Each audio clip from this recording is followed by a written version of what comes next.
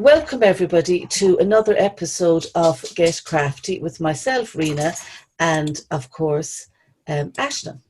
Hi guys. So Ashna, what do we have on the show today?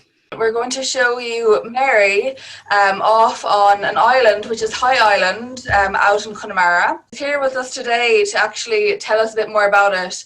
We're going to jump into Animal Corner and we have a special guest today. And then we're going to show you a video on elephant rehabilitation, and it's really interesting.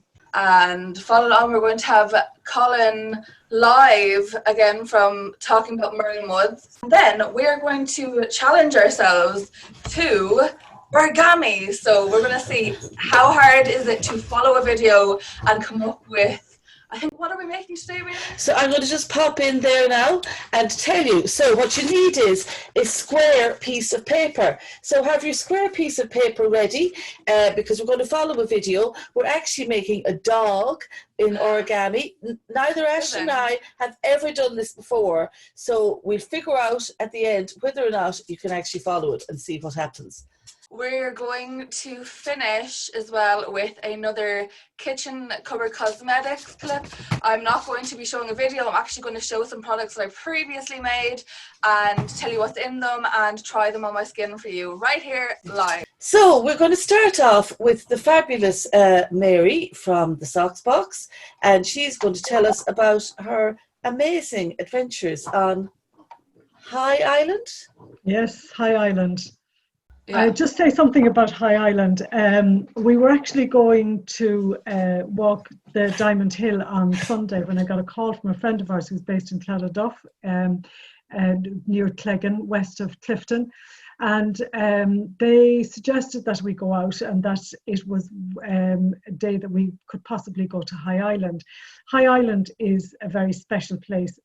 It's like Skellig Michael in that it's literally just a rock that sticks up out of the sea, and you can only access it about 10 days in the year.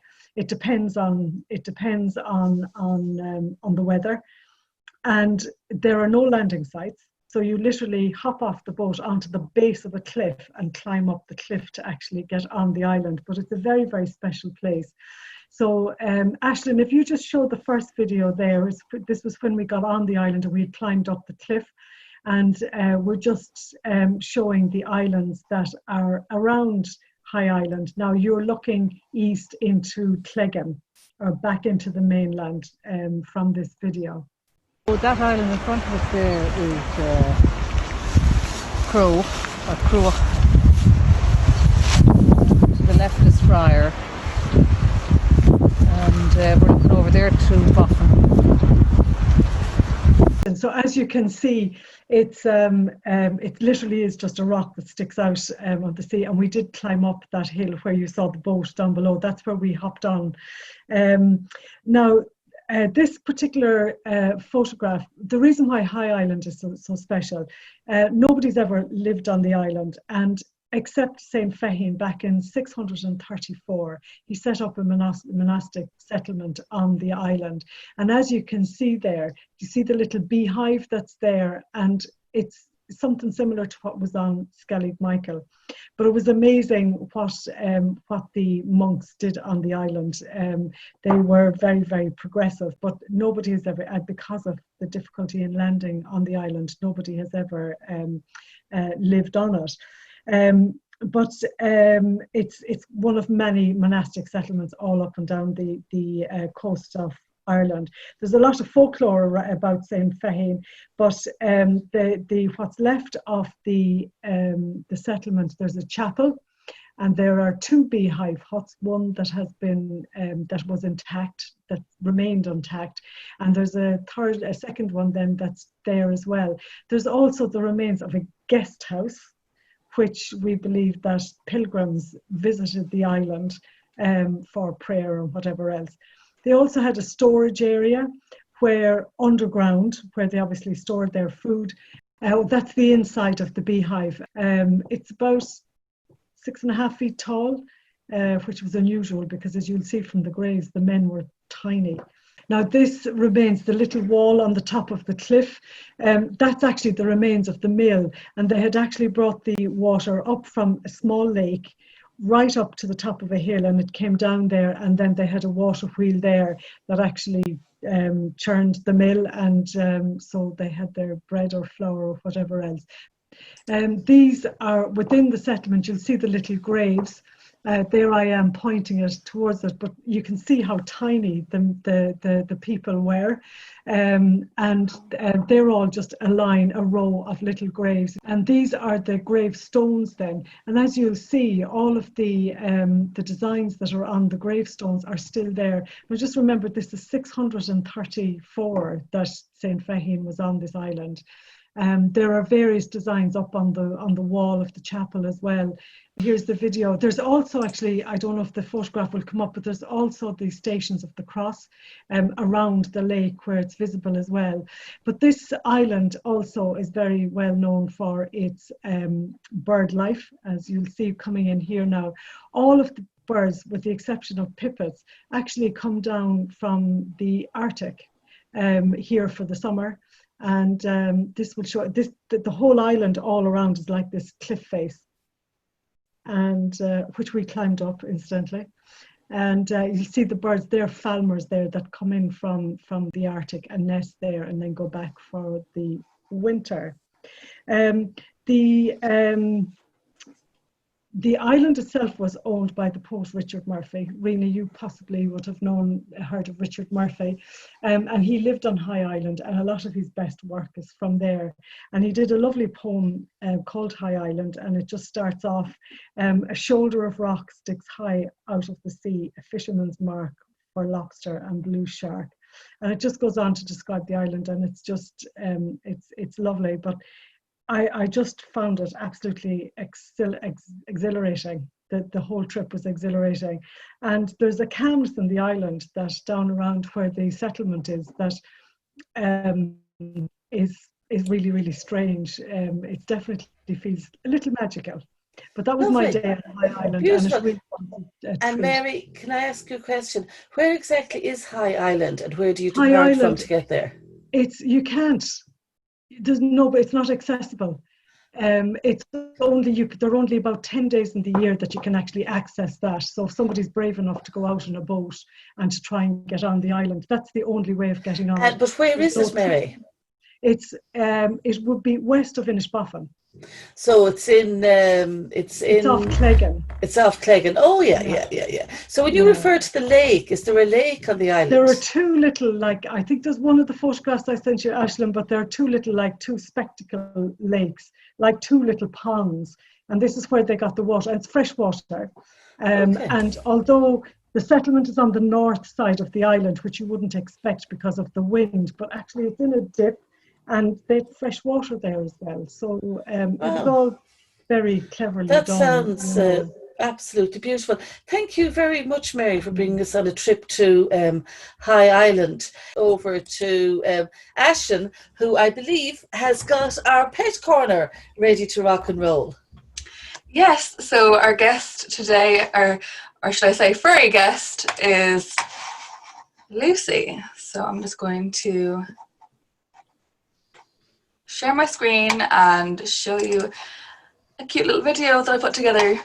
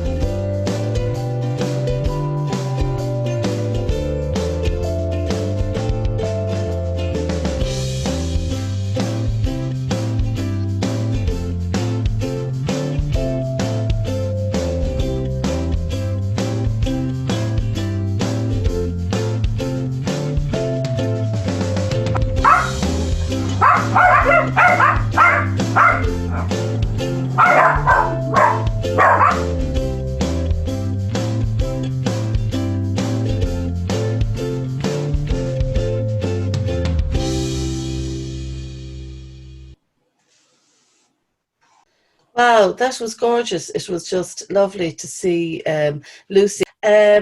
We actually have somebody else that's going to join us now. Delighted to introduce Colin from Merlin Woods, who's going to show us some more beautiful things that they saw on Merlin Woods. I want to just talk about how important nature has been during the lockdown period. So for the first period of lockdown with COVID-19, we weren't allowed into Merlin Woods. So for us, that was a really important part of our lives. We've been in there virtually every day for years and years. And so to take that away, it was quite difficult for us. And the important things for me that emerged then was how important the garden and places like that were, so that you could go to places and still reconnect with nature even in your own back garden. And that's actually one of the best things about insect photography and getting into the macro world, is that you can start to really appreciate the things that are around you all the time. You only have to go outside to see them. You don't have to go to anywhere in particular or anywhere special. Although if you do go to those special places, then obviously the insects become more varied and interesting. But this collection of photos here that we're about to look through, this first one is these are all queen bees, so these are all queen bumblebees, and this is a common carder bee feeding on one of the plants in our back garden. And you can see the main reason we know it's a queen is by the size of it. It's really quite a big bee in comparison to the workers and to the males. But one of the main reasons we know it's a queen bee is because it's one of the first bees that come out. So every time in the spring, we all see these bees emerging all the time.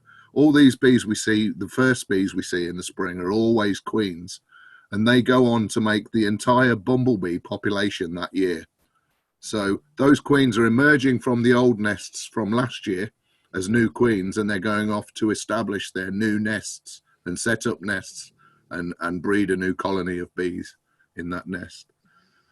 So that's one of the reasons I always bang on about plants like dandelions that flower early, because they're all early queen bees and they make all the bees for that year. If there's no flowers around at the beginning of the season, that's really important to feed them, obviously, because they need to feed themselves first before they can go and establish a nest.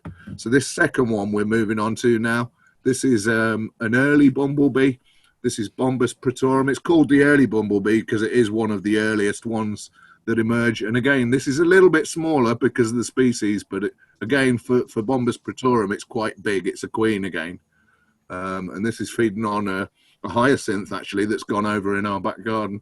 It's just about on its last legs, but it was enough to feed it at the time. So yeah, that's Bombus pretorum. And these, this is just to highlight, our garden is about 5 meters by 5 meters. It's not a big garden. It's just in a housing estate here in Duishka. And it's amazing the little things that you can do to attract things. I mean, this is an apple tree that we've got growing against a wall, and it only flowers for about 2 weeks, but when it does, it's full of bees.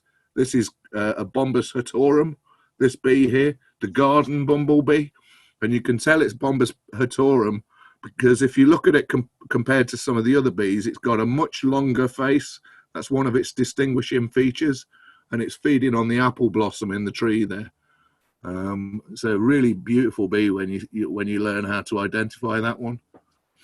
And this one then is this is a butterfly just came and landed to bask on one of the bushes in the garden on a sunny day. It's a speckled wood, and it's a butterfly that you'd usually associate with woodlands, although it does often appear in hedgerows and places, really just anywhere where there's a couple of trees even, you might see a speckled wood.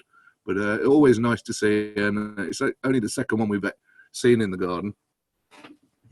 This here now, people might think it's a wasp or something like that, but this is actually a hoverfly, So a lot of the things that you see flying around, you know, people are obviously scared of wasps and things because they sting you. But most of the things that you actually see that have yellow and black stripes on them are not wasps at all. Like, you know, most of them are hoverflies. A small percentage of them are wasps. And then a lot of them are things like different types of bee and things like that. But the reality is they very seldom sting people anyway, and particularly those ones at the beginning of the year. These hoverflies are actually very important too, because although they're not as effective as bees at pollinating things, they do still pollinate things. So they're really quite important for our actual survival on the planet as well. So this is a shield bug. This one's a hawthorn shield bug. A really, again, it's another find that we found in our garden during lockdown, and something that we'd never ever seen there before. But what we do find is, as the garden is maturing and we leave the odd weed and things to grow in there. You know, we'll practice what we preach. We do have dandelions growing in our garden, although it is quite a nice garden. We leave one or two of them there to feed the animals. You don't just feed the bees. When the dandelion goes to seed, then you can start feeding the birds with the seeds. The bullfinches will come in and take sow thistle and dandelion seeds. So they really are important areas for wildlife, really, the gardens, because there's so many of them, and because so much of the other stuff is just put over to farming, and some of the methods of farming aren't that wildlife friendly, like, you know. So, Colin, they were fantastic. They were beautiful photographs. I'm just going to bring up your video now. Yeah. So I just wanted to show you this video because it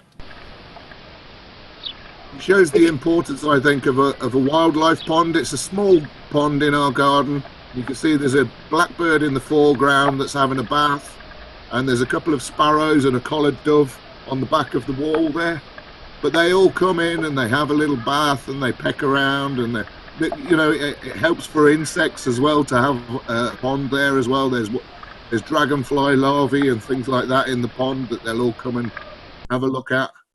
So yeah, even if you can only put a small little bath out for them to have a bowl or something like that. Yeah, so I wanted to talk a little bit about the importance of water, or a wildlife pond, or even a bird bath or something like that, somewhere where they can have a dip and a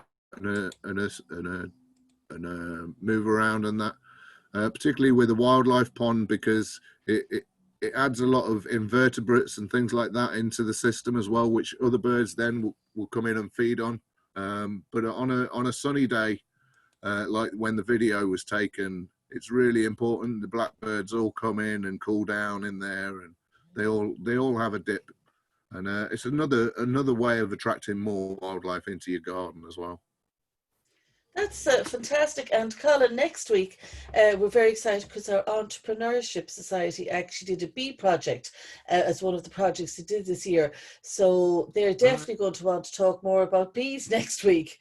So that's great, because I think that, you know, I think the insects, it's really, really interesting to get to know them a little bit better, because I think people tend to be, as you said, possibly nervous, or they don't look. I think some people are scared of them. Yeah. You know, but that's what I'm here for. I do want to educate people so that they can tell a hoverfly from a bee. There are simple ways to do that, you know, and then there's no need to be scared, like, you know. Exactly. Giving you the knowledge stops you being scared. Absolutely. You know? So we thank you very much. I think what you do in Merlin Woods is amazing, and I think what every one of us can do in our little handkerchiefs of front lawn, back lawn. I know that my garden, I didn't cut my dandelions, and you know, normally you'd like to get the nice cut in, and it looks like you could play golf on it. It turned into a meadow, which I now have to deal with. But I still felt it was much more important to do that. So that's great. So thank you very much for joining us again today. The other thing that Ashton and I we're doing during the week was looking up some videos on YouTube to see what we like the look of, and we came across a really interesting one about Lawrence Anthony and his Elephant Rehabilitation Centre, which was an amazing story. So we're going to share that with you now, and I hope you enjoy it.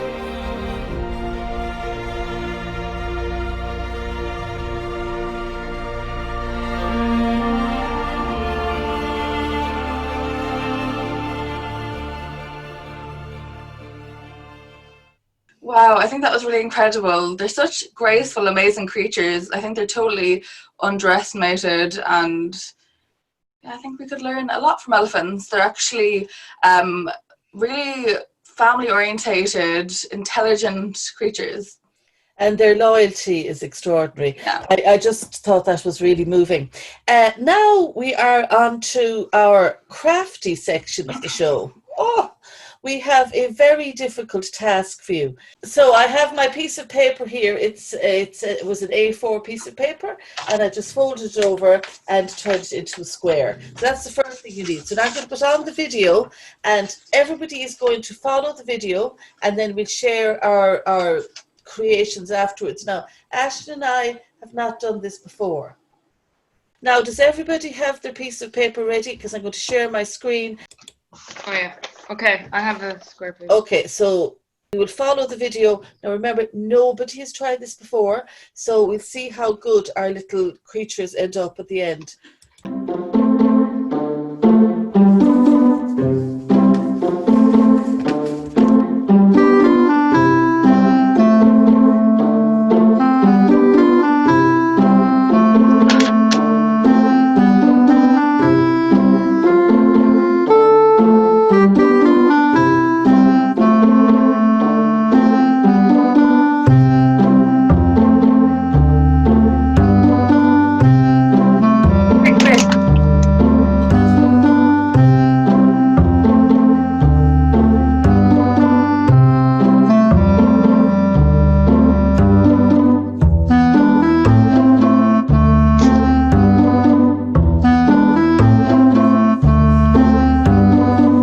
Is everyone doing okay? I don't know, because I had to look down to do it. What are they doing?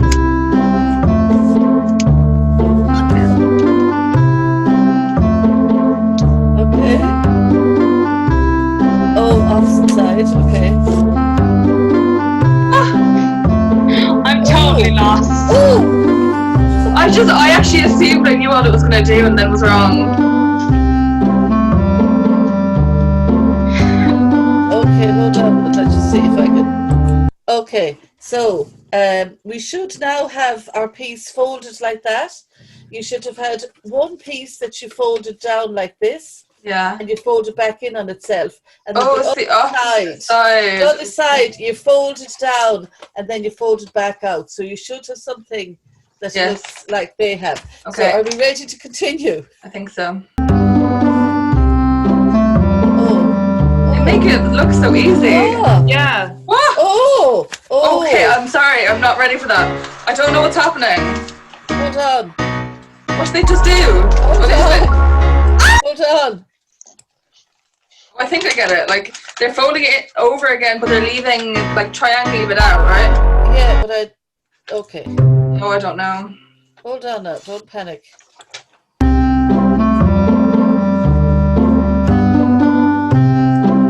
Oh, did you far enough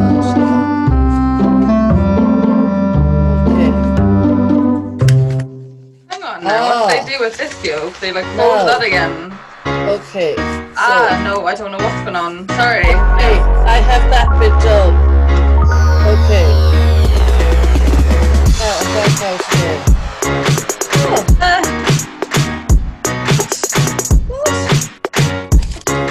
Oh. Nah, you lost me. Okay. I literally just have a ball of paper. Okay, so I've got that one, okay. Now what's she doing? She's going where? The whole lot? Just a bit of it? I've no idea. Put it this way, mine doesn't look like theirs. Okay, absolutely no idea what this So I'm gonna keep going. Yeah, don't know what that was. No idea.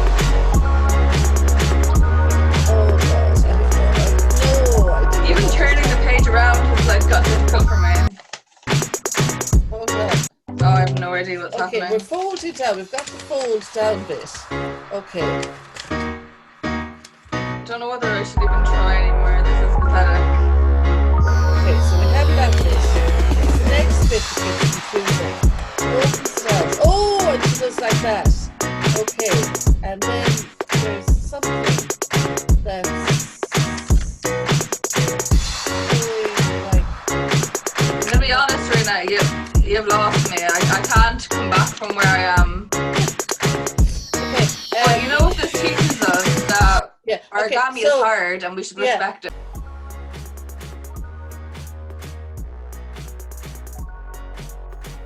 Now, just because Ashlyn and I haven't actually been able to make a little dog and have had to give up, we are going to try again by watching the video. So I've just given you the video link there if you want to try it yourself. And if you do manage to finish it, we'd love to see, send us in a picture, or you can come back next week and tell us how you managed to succeed.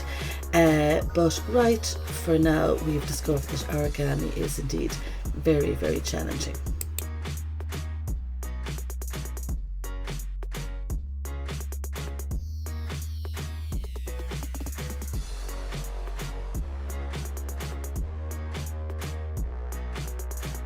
So that's I like love the way cheating. it says it's for kids. Yeah, like I don't know how what kids feel. are Yeah, going what to do kids? that. Yeah, In all like fairness. very intelligent kids. So that was very interesting. How to make an easy dog. Yeah, and that was. Do you remember when I got that far and I just went? I don't know what's happening here. You can Google origami and you'll get lots of videos. That particular one was for children, so well done, children. So our next section Top of the, achievers. yeah, like totally. Our next section of the show is actually going over to Ashlyn to tell us more about what she discovered in her kitchen. Yes, so unlike last week where I put a video together and then showed it, I'm actually just going to show you products that I've already made, tried, tested, and tell you whether I love them, whether I hate them, because they're all a little bit in between there. You know, some I prefer than others, and for varying reasons, and that I'm going to explain to you. So before I start showing you them, I'm going to tell you that if you Google body scrub recipe, anything like that, you're going to find loads. So I'm not going to tell you the ones that I use today other than just what's in mine, because I want you to go out and find one that suits you, because everybody has something different that they're looking for from their skincare routine. So also, just a little disclaimer, as always, I'm not a doctor. I'm not certified to tell you that if you have a skin condition, you may want to patch test these products. Also, I've used essential oils, which can, pregnant women can be quite sensitive to essential oils, which I've used in here. So you might want to just check the list to make sure that the ones you're using are safe for you if you are pregnant. Before we start, you know, if you're making a scrub, I find the best container is just to use a jar. You can sterilize one that you have at home. So if you have, you know, a pasta sauce you're finished with, or a jam jar or anything like that, you can find videos on that. But all you need to do is just basically kill any bacteria to make sure that your product won't get nasty bacteria into it. And for mine, I actually just went to Mr. Price and bought them, which was the super lazy way to do it. So I would recommend just sterilizing them yourself. Plus, it's good for the environment to reuse your jars. But without further ado, let's show them to you. So I will show you the first one I made first, and you can see I have got through that one. I love this one. This actually ended up being my favorite one. And what I used for this one was castor sugar. Yeah, so basically what you want is you're going to want something exfoliating, and then you want an oil of some type. So in this one, it's castor sugar, rapeseed oil, and then beyond that, I added honey, I added some aloe vera, I added, what else did I add? For scent, I added lavender. And it's really good. That's worked really well in this one, so it's really relaxing. I didn't add any food coloring or anything like this one, and I actually think that's the way to go, and you'll see in a minute why. So the next one I made, this is probably the biggest flop of them all. Now, it's not, you know, unusable, but it's just not very practical. So this one called for coconut oil, which I thought was a great idea. So this is what it looks like. You see, I kind of tried to recreate a well-known brand scrub.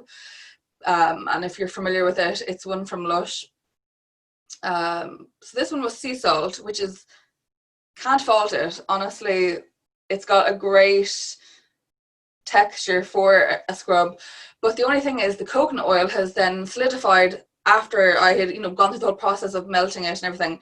So it's kind of just hard to get out. But other than that, it worked great.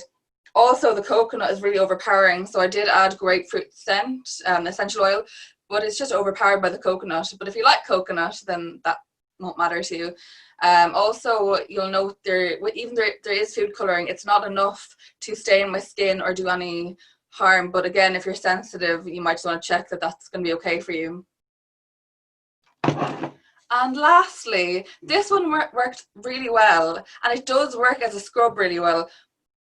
But, and maybe you can tell me, but does it not just look like a jar of jam to you? Because, yeah, it just looks like a jar of strawberry jam. But what I was going for was, I was hoping it would be like a burnt orange. And then I used orange scent. Now, I used brown sugar in this one, which, again, kind of similar to the coconut oil, is very overpowering. So you can't actually smell anything, really, other than the sugar. This one, texture-wise, held up really well, exfoliates my skin really well. I quite like the smell. It's sweet, but if you're kind of sensitive to a very, very sweet smell, it's a little bit sickly. It's kind of like that candy cane smell, Also, when it's sitting, this one, the oil has risen to the top. For this one, I used almond oil. I said brown sugar. I used the light, soft one because I wanted to try step away from the harsher grains and kind of find a smaller grained exfoliant, which I think this works really well. That was lovely, Ashley. And tell me, have you used them? What's the effect like on your skin? So this first one I really like. It is, again, it's a really fine grained exfoliator.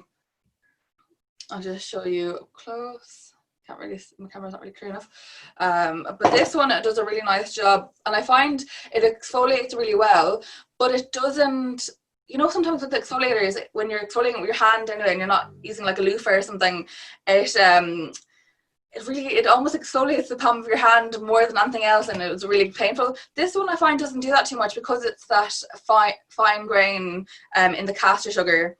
And surprise, surprise, when I made it with the rapeseed oil because I didn't have anything else at the time. I later went shopping and bought further ingredients for the rest of them, but it actually ended up being my favorite one. So heads up, you can use what's in your kitchen, whether you have olive oil or whether you have rapeseed oil or something like that. So that one comes up 10 out of 10, really good. I think the honey gives it a lovely texture, and I quite like the natural colour. The yellow from the honey and the rapeseed oil actually makes for a really nice product, and I feel like it's something you pick up off the shelf. It's that good. The next one, again, was this coconut oil one. And unfortunately, it's quite hard to get out, but you can get it out. You just have to kind of work it out because, of course, the coconut oil will melt to touch, but it just takes a few minutes. So we'll just show you that one. So you can't really see it because it's a lot lighter. The color kind of went to the bottom, so the top part is just white. This one feels really good, and it definitely is doing the job. Again, it's just, you kind of need to warm it up to get the product going. And actually, out of all of them, it's the oiliest, so it's actually really moisturizing. But if you don't want to be left kind of with a bit of an oil slick, then you might not want to pick that recipe. And lastly, I'll show you the red strawberry jam. Yeah. So this one, again, I think this one has the most oil sitting on top, and it must have something to do with the ratio I used, or because the first one had just as much oil, but maybe the honey helped to bind the product in. So you can see it's really glossy. So for this one to get into the product, you really just kind of have to try and get past that layer of oil. And that's that one. And I think this probably is the most effective. I think the texture of this one's really good, but I do think that after a while it actually would hurt your hand, so you don't want to use something. But I think if you want a really good exfoliator, I think this one's brilliant. And if you say wear fake tan or something like that, I can see this one being a great one to remove your fake tan. And also, because it's got a nice level of oil in it, it'll also be quite moisturising. Can I just see your hand for a second there, Ashton? Oh yeah, see that little pink glow? Is that from the food colouring in the red one? So I don't think it's from the food colouring. I think it's because I've been scrubbing my hand 3 times. But even if it was, it wouldn't end up staining it. It'll be fine. Lovely. So So I've tried them all, you know, in practice, and they ultimately all work pretty well. Wonderful. So listen, Aisling, thank you very much for that. I now going to just introduce you to the last part of our show. For our chill room today, Aisling and I are going to play Pictionary with all of you. So any of you who would like to stay on, you're very, very welcome. And to everybody else who joined us today, thank you very, very much, and see you next week. Bye everyone, thanks for joining us for another week. I really enjoyed it. I enjoyed getting to show you Lucy. Funny fact that I didn't include in the video with Lucy is that she barks at the TV as well. She's hilarious.